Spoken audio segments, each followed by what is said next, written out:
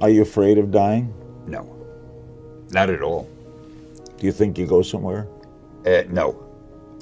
The one thing I can't understand, I can't grasp my mind around, I feel when you die, there's just nothing. It's like when you're asleep and you're not dreaming. But I can't imagine nothingness lasting forever. What's the secret to a long life? I have no idea. To me, it's still been a short life. I hope it goes on a lot longer. I think being interested in what you're doing. I know my father, the poor guy, it was during the Depression and he was out of work most of the time. So his life was shorter, and it was because there was nothing really that he was doing that could interest him. But I think if you do what really excites you, it just keeps you going as long as possible. How do you keep the creative juices flowing to keep creating work over the years? I'm doing what I enjoy doing. It's like other men like to play golf, so they play golf every chance they can. So you don't say to them, how come you're playing golf today? You played last week. It was the same with me. To me, it's an exciting life. And when you do something that you know the fans seem to enjoy, that gives you such satisfaction, you don't want to stop. One thing you change about the world. What would I change? I'd make people not hate each other because of their religion, because of their nationality, because of any stupid reason. If we could abolish hatred, we live on this gorgeous planet. There's a character I wrote called the Silver Surfer, and I always had him making those kind of remarks, philosophical things about, he was from another world, and he said, why don't we realize we're on a planet that gives us everything, food, beautiful weather, sun, everything. Why don't we enjoy it? Why do we spend time fighting and hating each other? I loved writing the Silver Surfer. You are basically a child at heart, aren't you? I guess. Yeah. How did you get into comic books? Purely by accident. I guess when I went to work for Marvel, which then was called Timely Comics, it was the very early 1940s. And I had a job there as I was sort of the office boy. In fact, I didn't know I was going to be doing comics. It was a publishing company, and I heard there was a job open for an assistant. Now, they also published men's magazines, movie magazines, sport magazines, and they had a little comic book section somewhere that I was hardly aware of. So I applied for the job, and I found out it was for the comic book department. And there were only two people running that department, Joe Simon and Jack Kirby. And I started working for them. I filled the ink wells. In those days, people used ink. And I erased pages, and I went down and got them sandwiches for lunch and stuff like that. After a while, they left.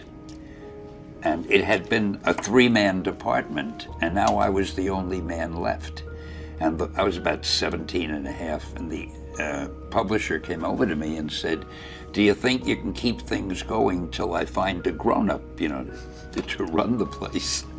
Well, when you're 17 and a half, what do you know? I said, sure, I can handle it. So I guess I did, because he never found that grown-up, and I was there ever since. Which character or which story was the first one where you felt, I'm onto something here? I'm not just writing fight scenes for $1. I got something here. I guess the first Fantastic Four story, because that was the first one that I wrote the way I really wanted to write it. Up until then, I was just trying to please my publisher, and he had no respect at all for the readers. He thought they were either very, very young children or semi-literate adults, and he felt, just give them action, that's all they want. So with the Fantastic Four, I tried to do some character development. I gave each one his own distinctive way of speaking, things like that. And that was not what my publisher had wanted, and the reason I did it was I was thinking of quitting at that point, and my wife said to me, before you quit, why don't you get it out of your system? Do one story the way you'd want to. The worst that could happen, he'll fire you, but you want to quit anyway. So that's when I did the Fantastic Four. And strangely enough, it sold very well. So my publisher came in and he said, hey, how about doing some more superheroes? The one thing I would suggest is it's important to please the person you're working for and so forth, but you've got to please yourself. You've got to do something you think is terrific, something you would love to see if somebody else had done it. If you have an idea that you genuinely think is good, don't let some idiot talk you out of it. Now, that doesn't mean that every wild notion you come up with is going to be genius, but if there is something that you feel is good, something you want to do, something that means something to you, try to do it. Because I think you can only do your best work if you're doing what you want to do, and if you're doing it the way you think it should be done. And if you can take pride in it after you've done it, no matter what it is, if you can look at it and say, I did that, and I think it's pretty damn good. That's a great feeling. So don't let idiots talk you out of something that you think is good. By the same token, that doesn't mean every single thing you think is good is going to win a prize. Got to have a little judgment there. I've had other things that I thought were good that didn't work, but my publisher came to me and he said, Stan, I want you to come up with another superhero.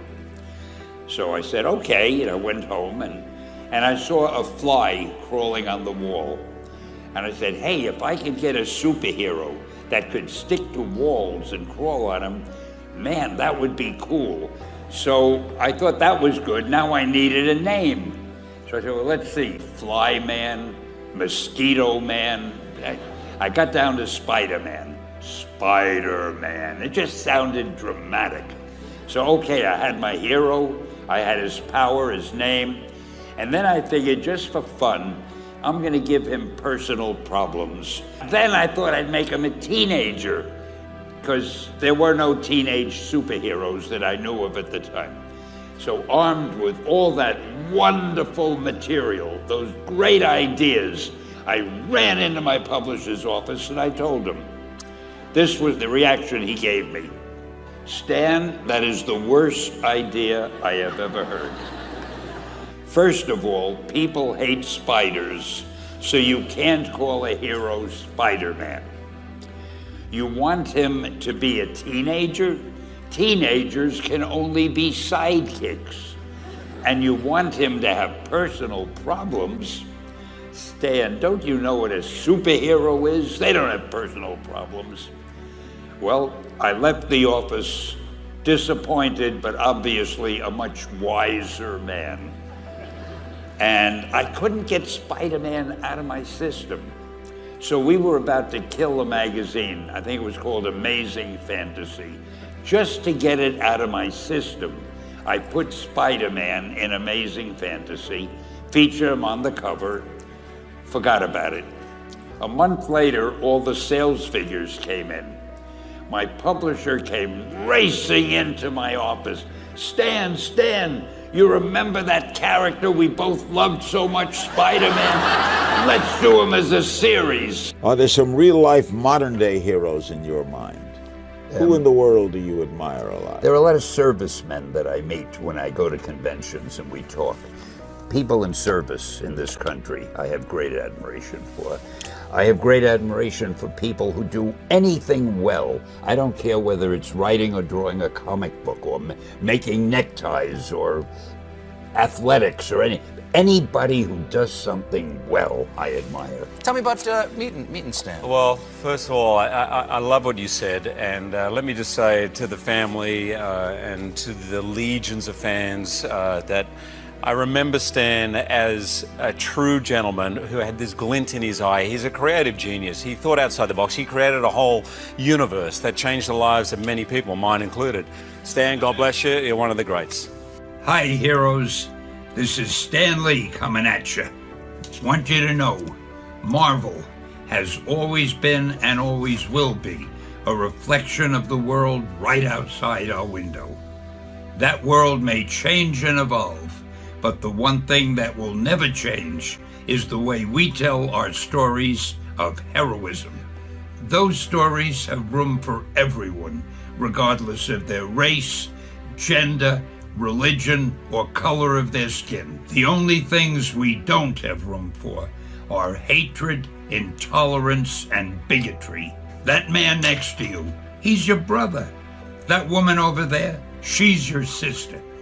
And that kid walking by, hey, who knows? He may have the proportionate strength of a spider. We're all part of one big family, the human family. And you're part of that family. You're part of the Marvel universe that moves ever upward and onward to greater glory.